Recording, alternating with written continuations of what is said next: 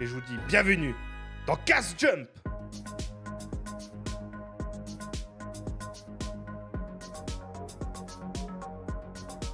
Alors, rigolons, mais pas trop longtemps. Ah, juste avant de démarrer, Tout à fait. nos salutations à la GIHA, Girls Ice Hockey Association, et à Hexagone Music, Ah. que j'espère pouvoir inviter dans le prochain live. Ok. Voilà. À toi, Kel. Désolé. Oula. Les gens qui sont épileptiques, pas très bon ça. Non, mais quand je vous disais que j'avais Là, là, là, quelques là. soucis à gauche à droite, c'était pas de Ah, la Vous voyez voilà. déconne. on salue évidemment certains membres de ma famille qui sont épileptiques. Ah, super.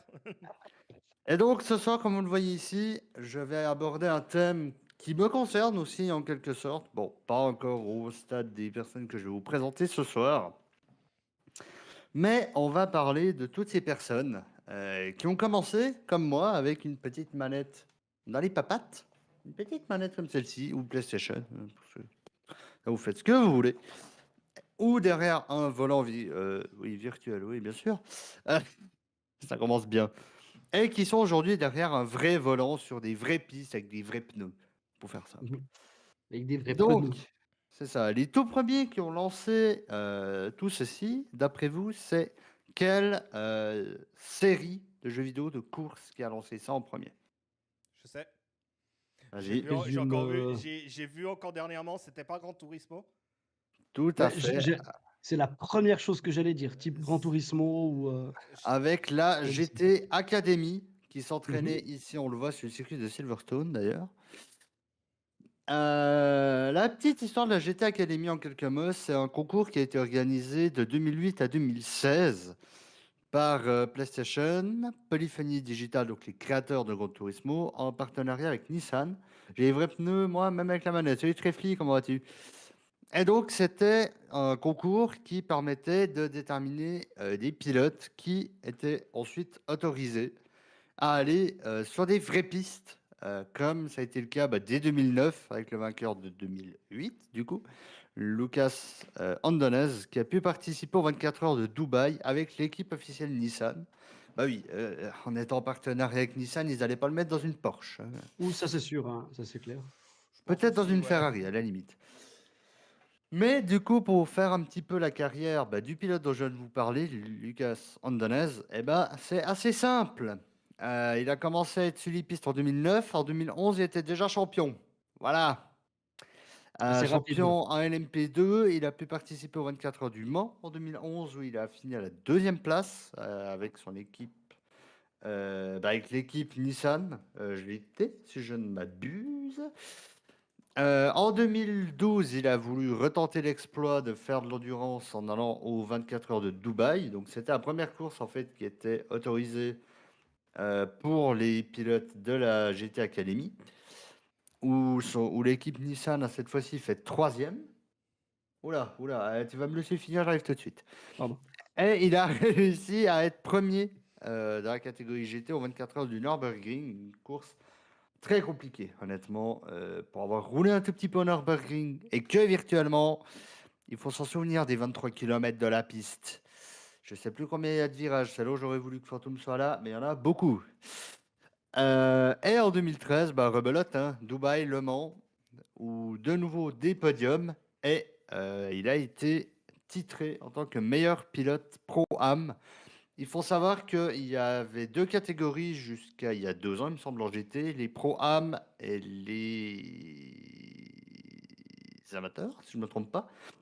En gros, les Pro-Am, c'était des équipes qui mélangeaient professionnels et amateurs, entre guillemets, hein. C'est peut-être pas cool ce terme, mais voilà, c'était juste pour dire qu'ils jouaient pas dans la même Des catégorie. catégories de course, en fait. Voilà, exactement. Ok. Mais j'ai juste un doute sur Ah, l'appellation d'un coup. ce Mais sont des catégories ou des divisions? non, ce sont vraiment des catégories, mais Je crois qu'il y a Thierry qui a une question aussi. mais oui, vas-y mon Thierry. J'ai une question. Le film là qu'ils ont fait sur justement Gran Turismo là. Je sais plus dans quelle plateforme ils ont fait. Je crois Que je l'ai pas encore vu, ouais. Est-ce que c'est par rapport à lui ou pas du tout? Je sais pas, il me semble que c'était la première fois qu'un gamer va dans le 24 heures du Mans puis qu'il a gagné, machin. Est-ce que c'est véridique ou ils ont créé l'histoire?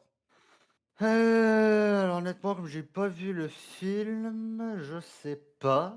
Mais en tout cas, effectivement, l'histoire, bah, c'est effectivement un joueur de Gran Turismo qui...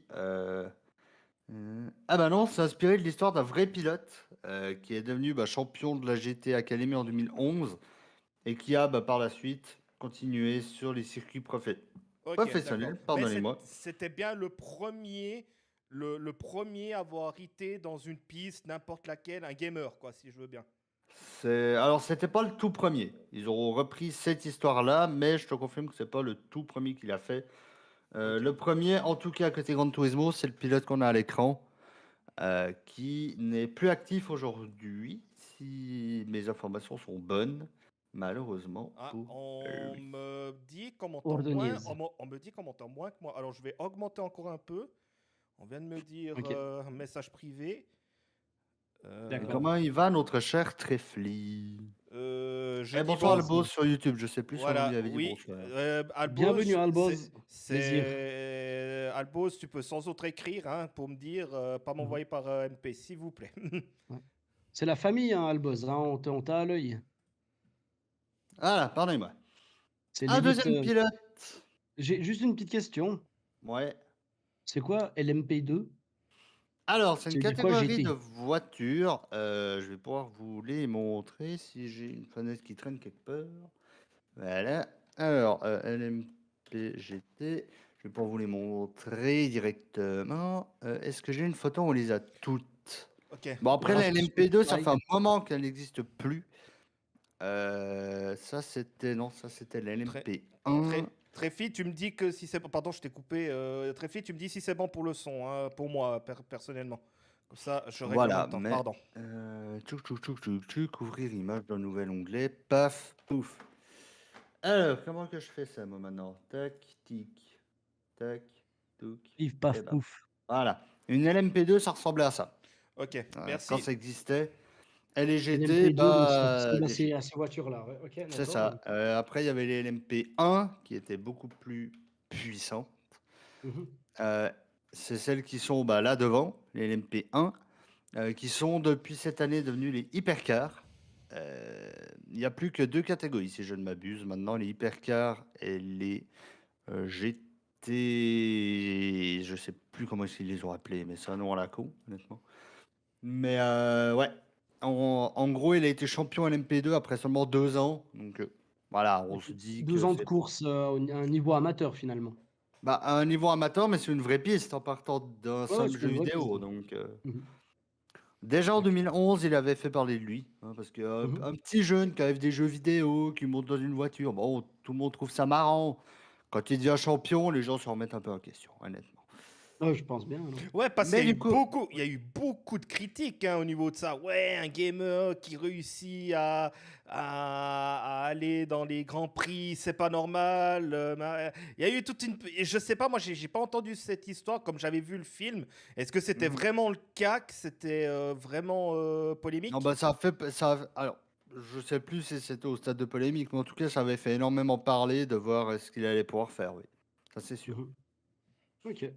Mais du coup, le deuxième pilote, qui lui est toujours, si je ne m'abuse, en activité, pourquoi ça ne marche plus? Alors, je crois que j'ai cassé le PowerPoint.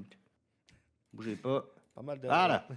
Nick Macmillan, un pilote, comme vous le voyez, qui est toujours actif en Blancpain GT Series. En gros, les endurances où il n'y a que des GT dedans.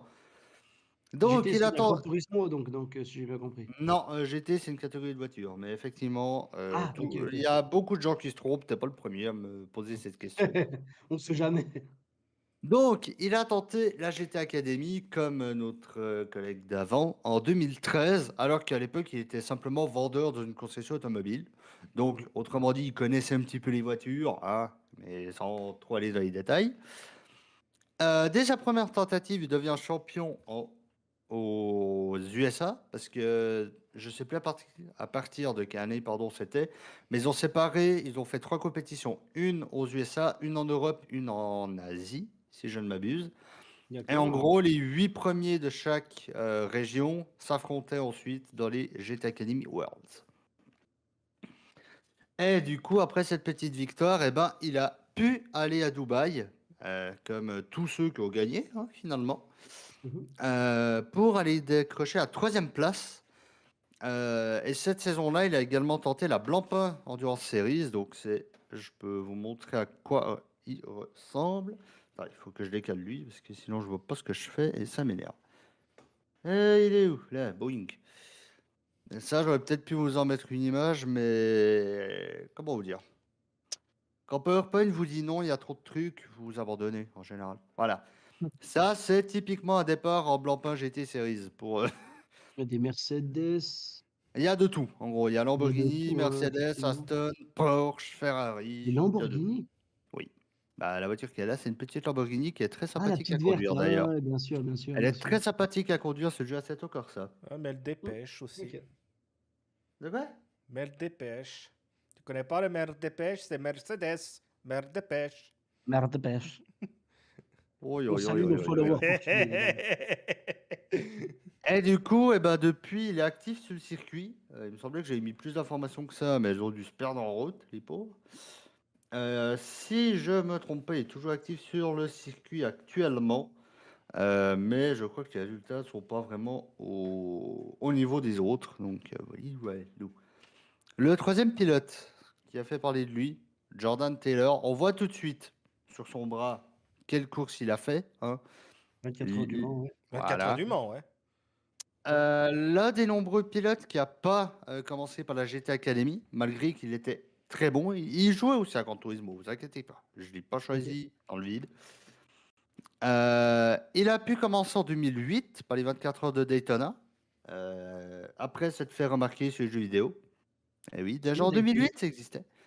Daytona, il me semble que c'est pas loin de Bulle. Non, c'est aux États-Unis. Pas loin de Bulle. Ouais, c'est ça. C'est Entre Bulle et Colombes. Fribourg, tu vois, tu vois Fribourg, tu vois Bulle, bah, tu le mets pile entre Ah, il y deux, a des. dans le lac. Ah, c'est à côté du Brie, alors. C'est ça, exactement. La sortie d'autoroute à Recense, d'accord. Oui. Tout à fait. Et du coup, il a pu commencer en On salue nos 2008. followers gruyériens, d'ailleurs. Et comme vous pouvez le voir, depuis 2008, il a fait énormément de catégories, hein. Il a commencé par la GT. Ensuite, il a alors, sur ce qui s'appelait les prototypes, mais c'était les LMP1 que je vous ai montré avant, donc les plus puissantes. Ça lui plaisait pas trop, il est retourné en GT, hein. Quitte à avoir pu tester les deux, autant retourner où ça va mieux. Mhm. Ensuite, il est allé en GTD, donc ça c'est le nouveau nom des anciennes GT avant 2022, tout en faisant également de la NASCAR en même temps. Et ça, faut le faire, hein. Pour mélanger GT et NASCAR, faut être chaud. Et il est cette année en GTP. C'est lesquels les GTP? J'ai un blanc. Autant vous le dire clairement, les nouvelles catégories de voitures, comme ils ont tendance à changer chaque saison les noms. J'ai mis père en fait à force. Et les GTP, pour vous ayez un exemple, ressemblent à ça. Oups. Voilà. Ça, c'est la GTP que Cadillac va présenter Wow. au Mans et sur toutes les courses. Là, vous avez la Porsche GTP. Ça, c'était. Non, c'était pas Daytona. Là, on a la Acura qui est excellente. La BMW hybride V8. La Peugeot qui avait commencé la saison sans aileron arrière. C'était leur suite de Ils ont développement. quand même des designs particuliers, quoi. Ah ben, c'est des prototypes, hein, ils sont pas là pour rigoler, hein. Et c'est vrai que quand elles se suivent, bon, bah, on voit qu'elles sont pas là pour déconner. Tu Je la crois que vois Thierry, tu as une arriver. question. Ah, le doigt est levé, effectivement. Dites-nous, monsieur. Le doigt est levé. Alors, le doigt est levé, oui, Roman Reigns. Alors, il y a Albos qui vient de dire un commentaire. Il y a un film de Lamborghini. Si je dis pas de bêtises, à la base, Lambo était une marque de tracteur. Oui, je confirme, Tout à fait. c'était bien une marque de tracteur. Ça, je confirme, oui. Tout à fait, pardon. Et du coup, c'est les 3 cas qui m'ont le plus marqué de Gran Turismo. Évidemment, il y en a énormément. Des gens qui ont commencé sur les jeux vidéo et qui maintenant sont dans le monde réel.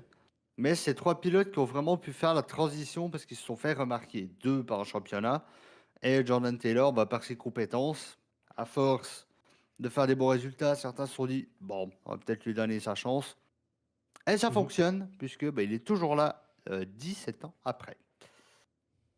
Un jeu qui fait pas Et mal parler de c'est quand lui. même.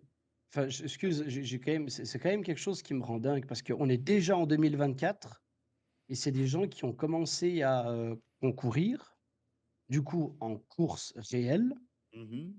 il y a 17 ans.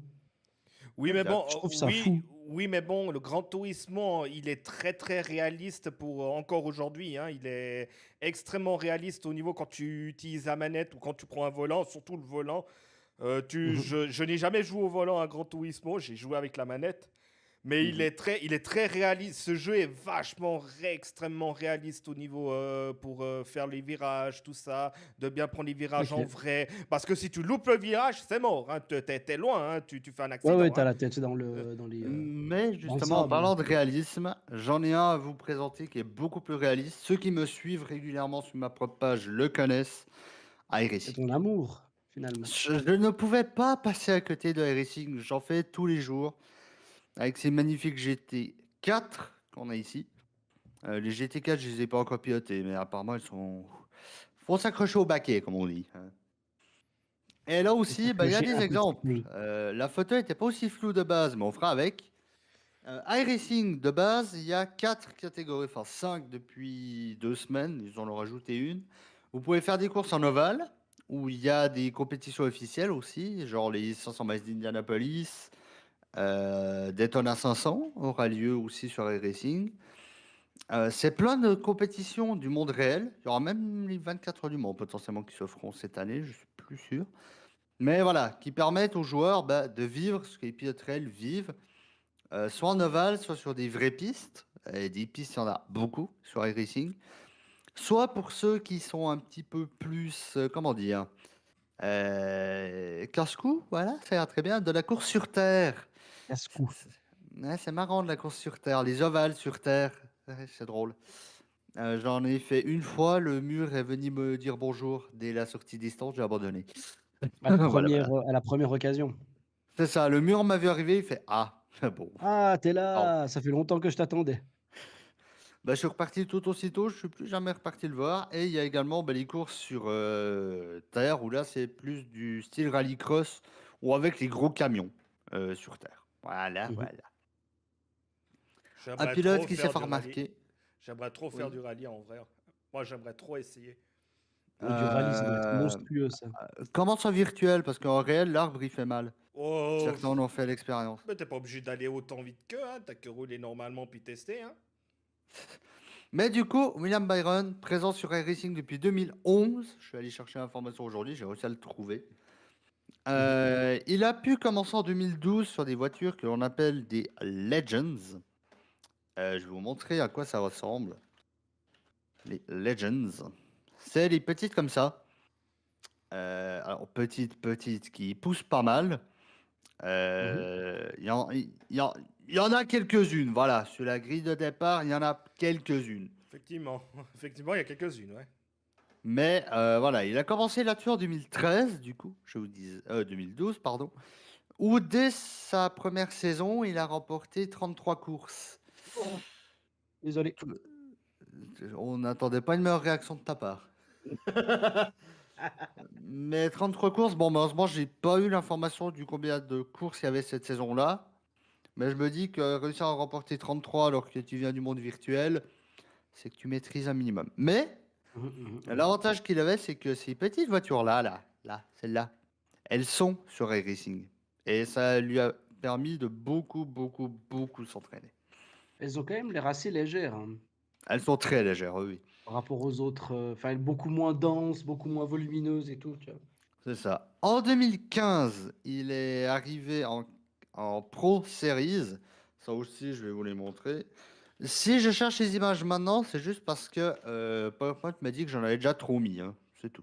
Voilà, donc c'est de la NASCAR, mais sur piste classique, c'est pas sur les pistes ovales. Il y a aussi quelques courses sur piste ovale, évidemment, hein. On voit bien d'ailleurs le gros décalage entre le bout du pneu et le bout de la carrosserie pour éviter que ça tape, hein. On sait comme Rage, ces voitures où on se casse la gueule. Eux, c'est les mêmes. C'est Ouais. fou. Et donc, il a commencé là-dessus en 2015, où il a gagné une course dès son arrivée. Il a également tenté le Craftsman Truck Series. Malheureusement, il n'a jamais pu faire le championnat au complet, mais il a 32 départs en 10 ans. Les Craftsman, Craftsman. c'est ces petites choses-là qui, elles, font principalement de l'ovale.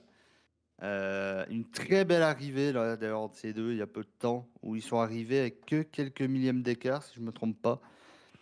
Et vous vous en doutez bien que quand les crashs sont violents, ça tape fort, hein, Comme, Ouais, à ça doit être Daytona. sérieux. comme Flash À McQueen. 200, plus violent, beaucoup plus violent. En 2017, il a pu rejoindre l'élite du NASCAR en allant chez JR Motorsports.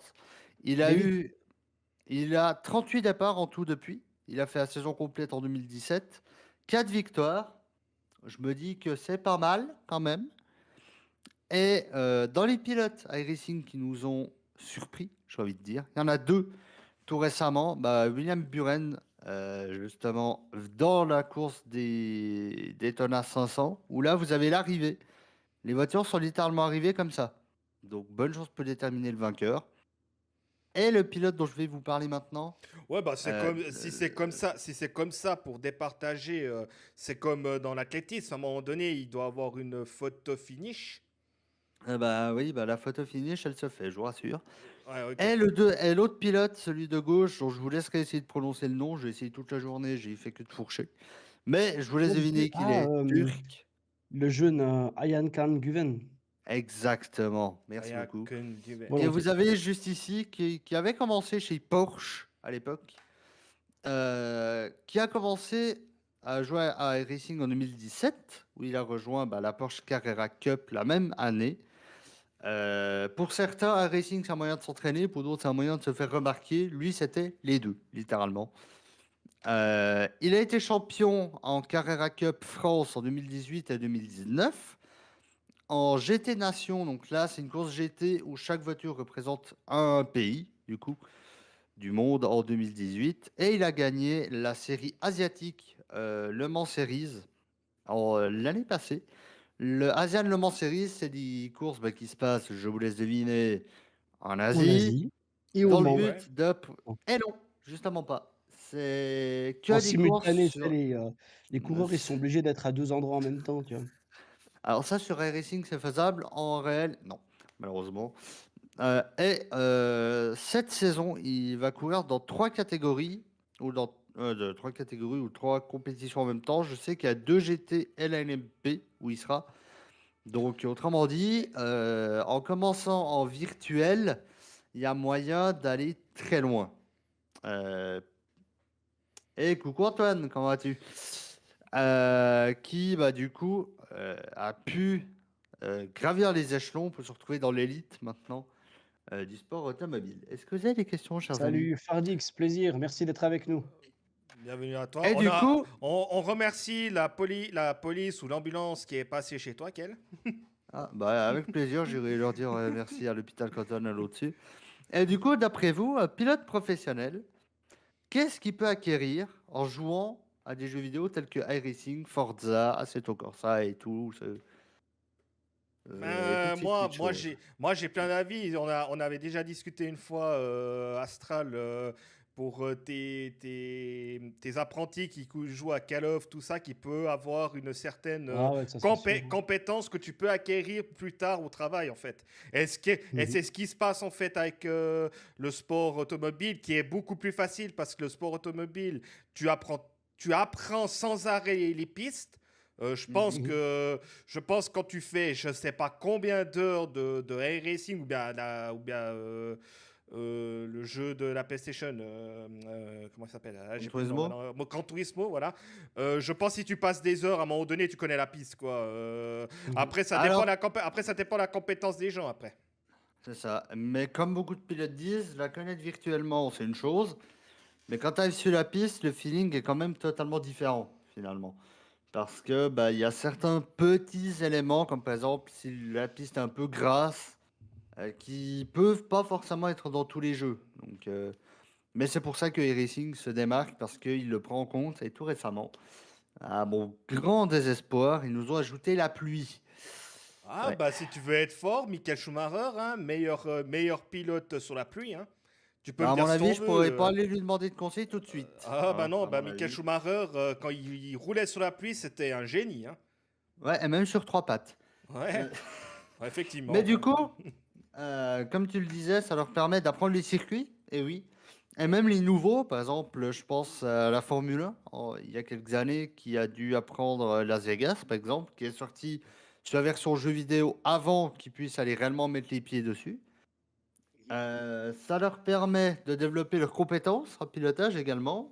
Moi, par exemple, ça m'a permis de bosser mes réflexes énormément. Alors, je dis pas que si tu me mets au volant d'une vraie voiture, je saurais esquiver le pilote devant s'il se plante, hein. J'en suis pas là, malheureusement. Mais ça aide à énormément développer les compétences. Autant bah, si tu glisses sur comment recontrôler ta voiture, ce genre Ah, de pardon. choses. Le troisième point, c'est que ça aide bah, à analyser les points forts, les points faibles, par exemple, du pilote sur une piste. Également, comment la voiture réagit. C'est quelque chose est de plus en plus développé sur les jeux, heureusement. Parce que, bah, après tout, quand on pilote au volant comme je le fais de manière sérieuse, on cherche pas juste à tourner le volant et à faire pot sur les pédales. Il y a un moment où on cherche à avoir quand même une sorte de feeling avec la voiture, qui est pas toujours facile Ouais, à avoir, qu'on se le dise. ça Bah quand ça on c'était un regarde... petit peu ça c'était un petit peu aussi ma question, mais qu'est-ce que ça apporte de plus? Enfin, Enfin, Ben... qu'est-ce que tu recherches de plus, en fait? bah, tu peux, par exemple, prenons le cas, bah, par exemple, d'un circuit sur lequel tu as déjà roulé, Mmh. mais que tu as de la peine dans un virage en particulier. Bah, au Mmh. lieu d'aller user ta voiture comme on voit sur la photo ici, tu vas peut-être plutôt aller sur un jeu, bah, sur iRacing, hein, pour le reprendre, vu que c'est le meilleur actuellement, et essayer de comprendre pourquoi est-ce que tu galères dans ce virage. Si tu peux pas prendre peut-être un peu plus large en entrée, le passer un peu moins vite, c'est quelque chose que les pilotes font énormément, hein, de commencer en virtuel avant d'aller sur la piste. OK, ouais, ouais, Ben, quand bien tu sûr. OK, regardes OK, OK. Ils le apprennent à tour... connaître un petit peu le circuit, à voir les premières difficultés, où est-ce qu'ils doivent faire attention, et cetera. Mhm, exact. Quand tu regardes le GP Explorer de Squeezie, là, c'est ça, hein. Tu regardes tous les gens qui ont appris à comment rouler, ils ont pas mal roulé sur simulateur, hein. Énormément pour Ouais. connaître la piste. Et puis, Alors là, je te parle même pas de simulateur. Là, c'est vraiment un jeu que n'importe qui a accès. oui, oui, oui, oui. Mais Et- je m'imagine qu'ils ont dû jouer à racing ou bien à Gran Turismo. Je m'imagine à des deux. Comme c'est Ouais, oui. ça doit être les plus réalistes, je pense. Effectivement, oui. Après, l'un des points qui est énormément aidé, on dirait pas, hein, même que c'est virtuel, c'est la préparation mentale. Ah, bien sûr. Quant à la pression, que ce soit en réel ou en virtuel, alors certes, en réel, elle est peut-être un peu plus présente, mais je peux vous dire qu'en virtuel, quand on a un qui te colle au fiac pendant 3 tours, tu craques la même chose, hein. Ça prend sur les nerfs au bout d'un moment. C'est ça. Et ça permet bah, d'avoir de l'interaction avec des équipes. euh, Bah, par exemple, lors d'événements officiels, par exemple sur iRacing, pour prendre cet exemple, par exemple les 24 heures du Mans ou les 24 heures de Daytona auxquelles j'ai pu Mmh. participer, bah, certaines équipes réelles regardent la course. Alors, ils vont pas regarder les débutants les moins bien classés, mais ils vont regarder bah, les Comment s'en meilleurs sortent joueurs mieux de la base. Ouais. les meilleurs, en fait? Voilà. Mmh. Mais du coup, bah, j'ai déjà fini mon petit tour. Si vous avez des questions, n'hésitez pas, autant sur le chat que vous ici sur Discord.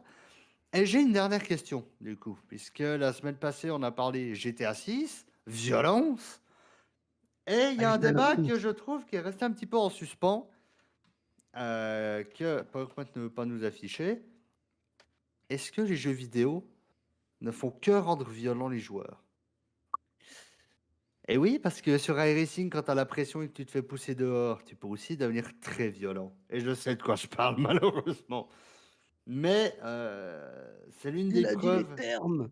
Non, mais c'est l'un des points qui, moi, me surprend. C'est de Mmh. me dire que j'ai entendu énormément de parents, hein, par mon expérience professionnelle, dire: «Je veux pas laisser les jeux vidéo à mon enfant parce que, bah, il va lâcher à l'école, il va faire et enfin, ça va complètement le désorienter». Mais quand on voit, sur les jeux actuels, en tout cas de course, où ça peut t'amener, bah, je me dis: «Autant laisser la chance aux jeunes, peut-être que dans 5 6 ans, il sera sur une voiture en train de faire, alors pas le con pour le coup, ça sera maîtrisé, mais qui pourra faire de la course». Donc C'est une non, possibilité, bien sûr. les jeux vidéo peuvent quand même te permettre d'avoir un avenir, comparé à ce que j'ai aussi pu entendre.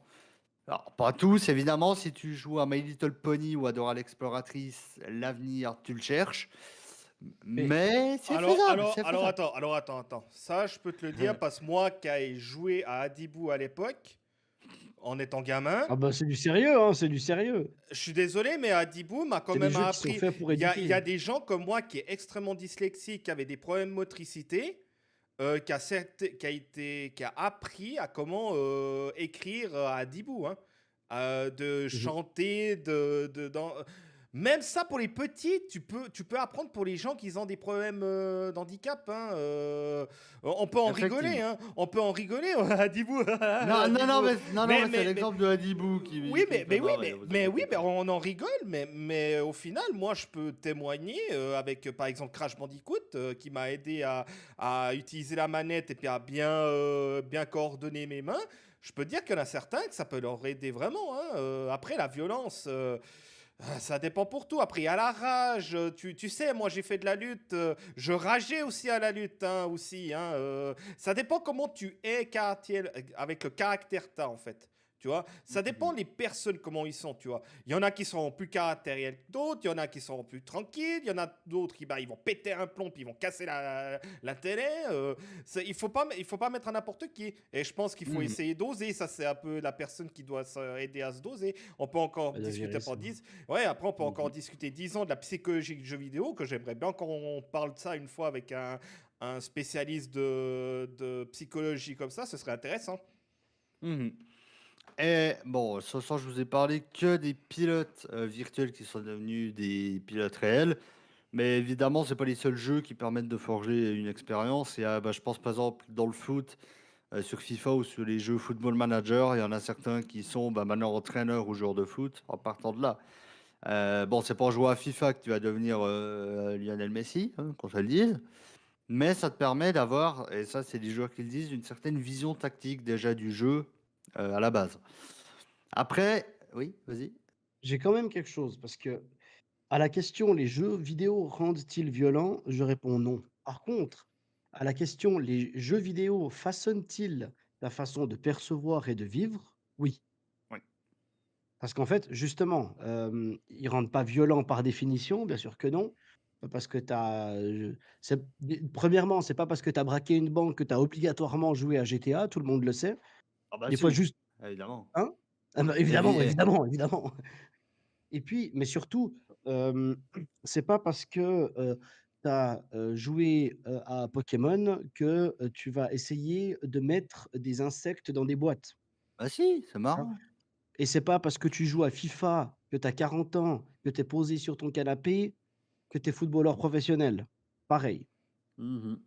Par contre, FIFA, NHL, MLS, et les autres, MLB. basket 2K, enfin NBA 2K et cetera, Mhm. quand tu joues en étant gamin, ça te façonne une certaine idée du sport et de la Ouais. façon de le jouer.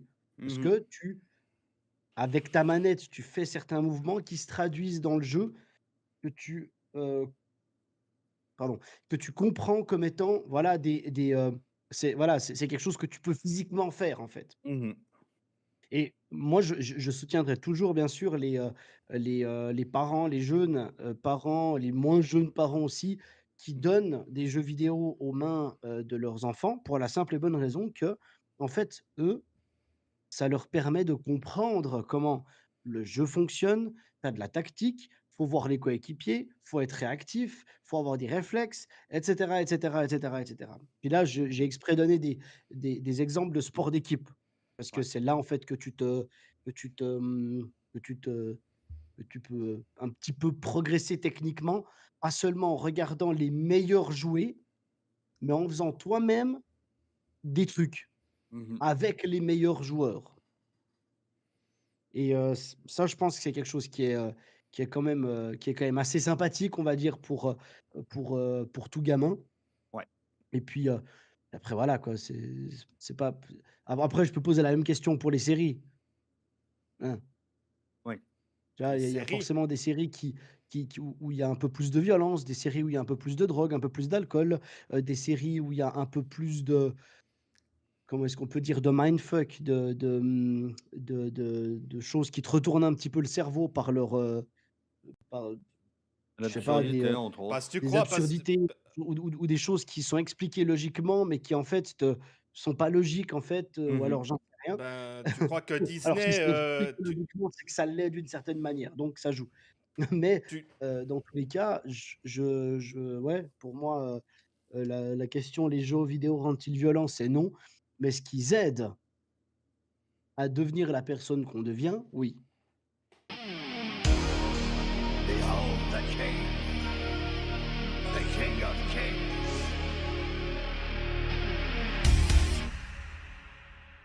On your knees, dog.